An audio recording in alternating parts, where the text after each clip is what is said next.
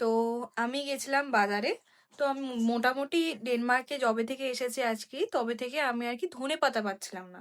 তো খুব মুশকিলে আমি ধনেপাতা খুঁজেছি, তো পেয়েছি আর কি। তো ধনেপাতা পাওয়ার পরে আমার মনে হলো যে ঠিক আছে, আজকে যদি মাংস রান্না করি তাহলে ধনেপাতাটা দেবো তাতে। তো এই ছোট একটা বক্সটা পেয়েছি মার্কেটে ধনেপাতার। উম, তো তখন এটা আর কি মার্কেটে যেখান থেকে এটা পেয়েছি সেখানে আর কি টাকাটা লেখা ছিল না। তো যথারীতি অন্যান্য জিনিসের সাথে এই বক্সটার কত টাকা দাম হবে নিয়ে চলে এসেছি। তো তোমরাই বলো, আন্দাজ করো এই বক্সের কত টাকা দাম হতে পারে। এইটুকুনি ধনেপাতা।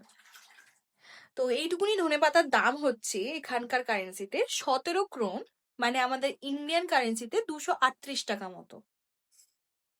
ইয়েস। এবার আমরা ধনেপাতার টপিংসে 238 টাকার ধনেপাতার বক্স আমরা খাবো। বুঝতে পারছো তো? আগে জানলে সত্যি হয়তো নিতাম না, যাই হোক নিয়ে ফেলেছি, এবার খেতে হবে আয়েস করে।